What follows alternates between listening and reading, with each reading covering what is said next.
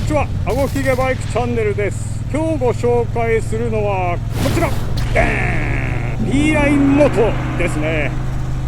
もしかしたらあまりご存知ない方もいらっしゃるんじゃないかと思うんで、簡単に説明すると、矢印で方向を示してくれるナビゲーションシステムですね。で、実はね、これ去年の末ぐらいに買って、で動画の中で使い始めたの今年入ってからなんですよ。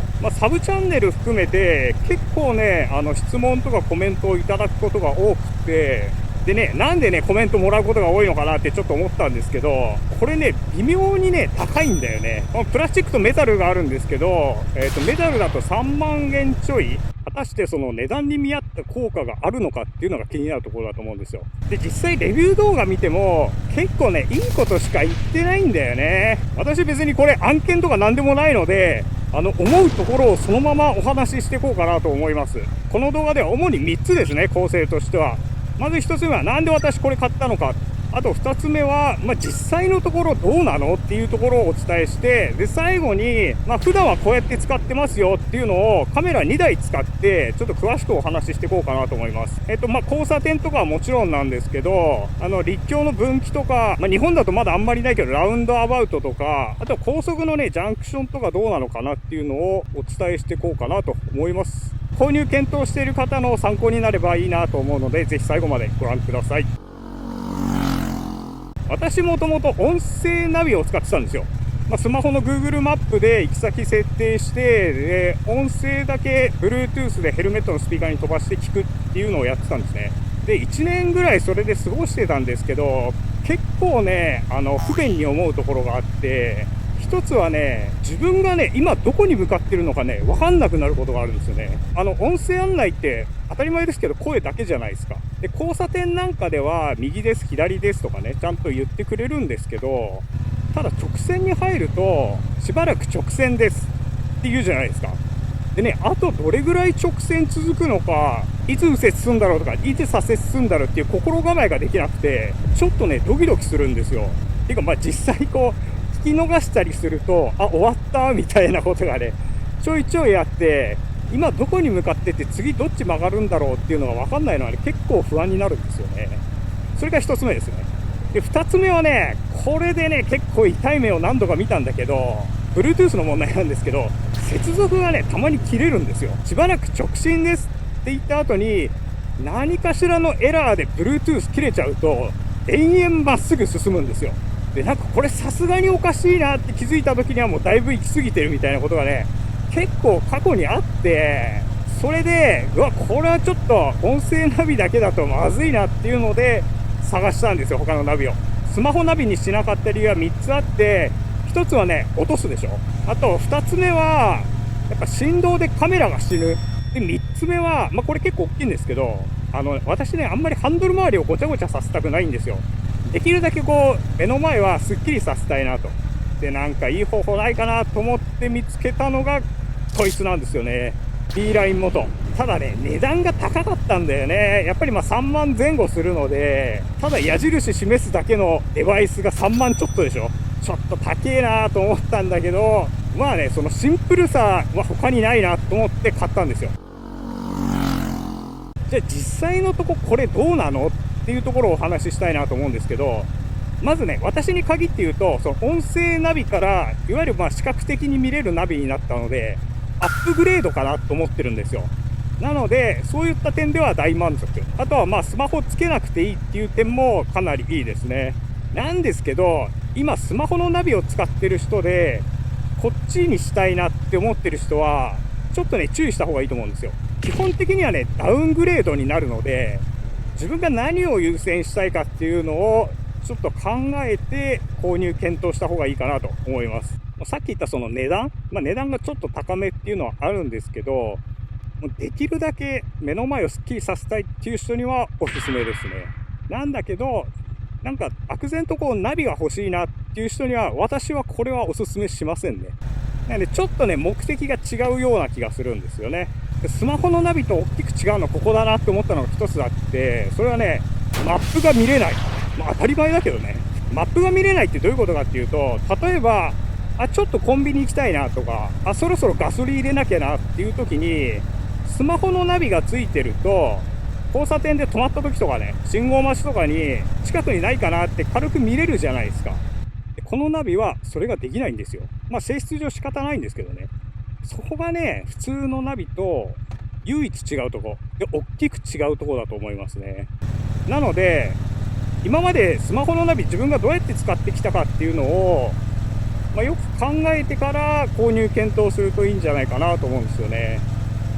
コンビニよく寄るんですとか、結構頻繁に給油するんですとか、あとは地図好きなんですみたいな人は、このナビは向かないかなと思いますね。どこを優先したいかによって、これを選ぶかどうかがね、結構変わってくると思います。そこまではね、ネットの情報で分かってますよと。ただ実際使った感じどうなのかを俺は知りてんだっていう人いると思うので、カメラ2台体制でね、ちょっと詳しくお見せしていこうかなと思います。じゃじゃん。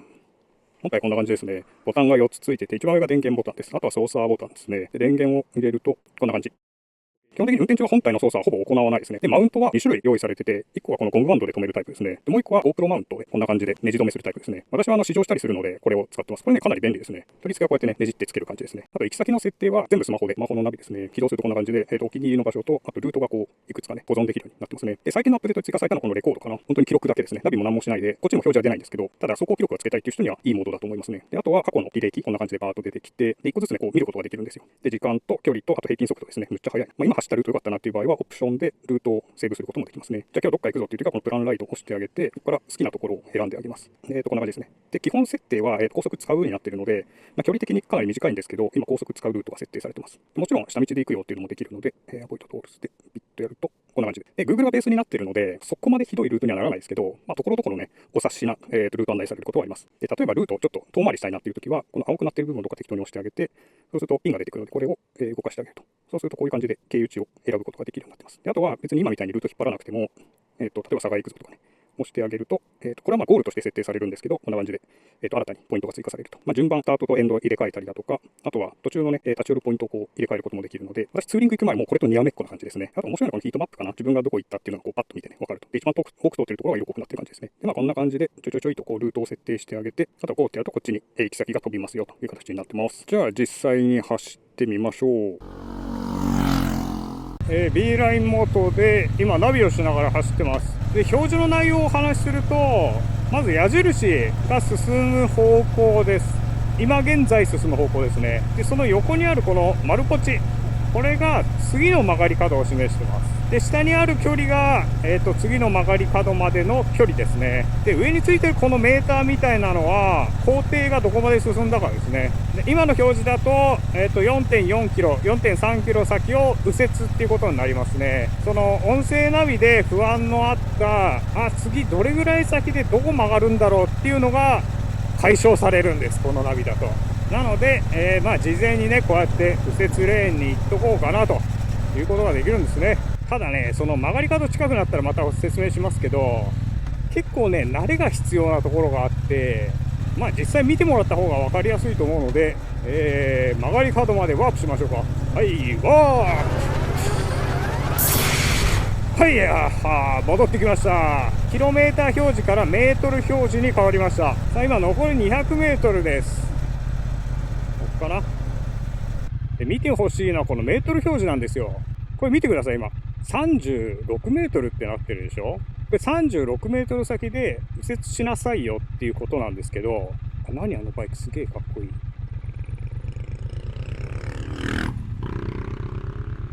進みますよと。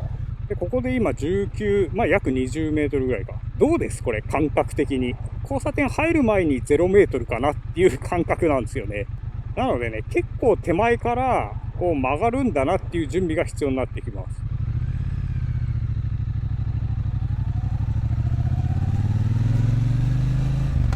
あれでね、何度こう交差点をやり過ごしたのとか、もう数えきれないんだけどさ。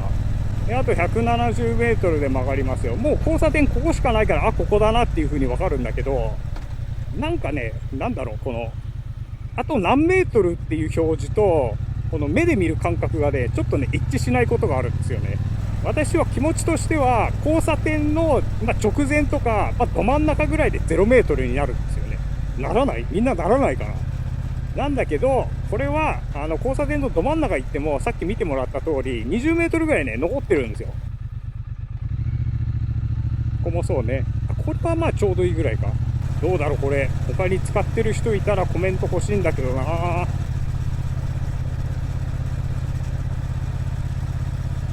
今みたい、今見ました？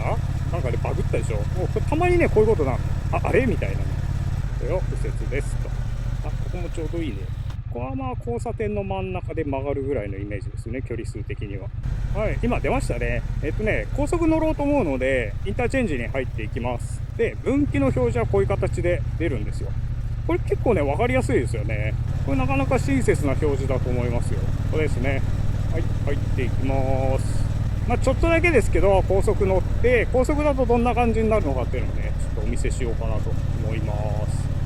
左折つが右レーン、左レーンか。よいしょ。あ、ゲートねえのか、ここ。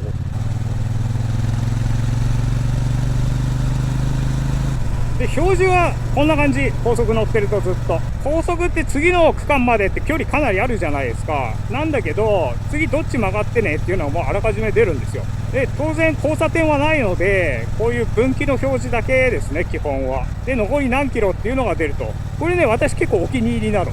このちっちゃいデバイスにここまでこう、情報が凝縮されてるっていうか、必要な情報だけがなんかこう、ギュッと詰まってる感じがしてね、ガジェット好きにはたまらないですね、この感じ。なんか文字じゃなくて視覚的に分かるっていうのもいいですよね。で、これを右。はい、じゃあまっすぐ、そうですね。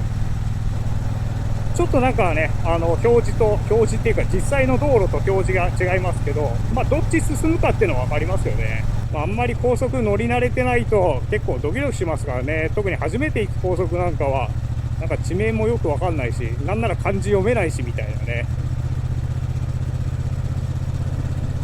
よよよよ、覆面じゃん。高速降りたら右折左折が続く道路もちょっと走ってみようかなと思うので、まあ、その時に表示がどうなるかっていうのを見てみてください。あとその後にラウンドアバウトって言って、日本だとあんまりまだ普及してないんですけど、まあ、山形にね、唯一一つだけラウンドアバウトあるので、まあ、そこでどういう表示になるのかっていうのをね、ちょっと見てみたいなと思います。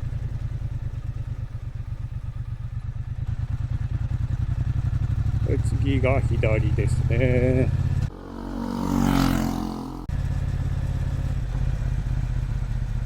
これちょっと分かりにくいな、この表示は。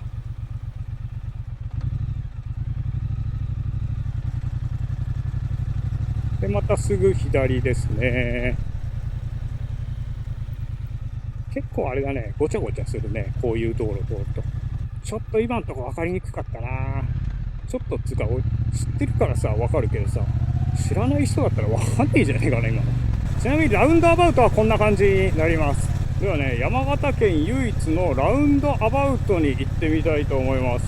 初めて行くんだよね。どういう表示になるのかちょっと分かんないんだけど。よいしょ。あ、へえ、面白い。2番って出ますね。でもね、2番ってどこだって感じなんだけどさ。ラウンドアバウトはこういうとこですね。時計回り。譲れ。譲りますよ。あ、でもなんか向き変なのこれ。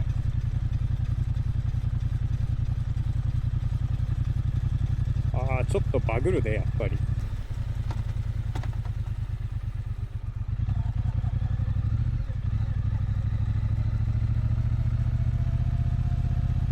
まあ、あまりね、まだ日本で普及してないので、ナビの方が対応してないのかもしれないですけど、ちょっとね、なんかどこ行ったらいいんだかよくわからない表示になるんでね。これもね、多分マップがないとね、わかりにくいんじゃないかなと思うんですよね。この右左折がね、結構こう頻繁に出るような入り組んだ道なんかは苦手だと思いますね。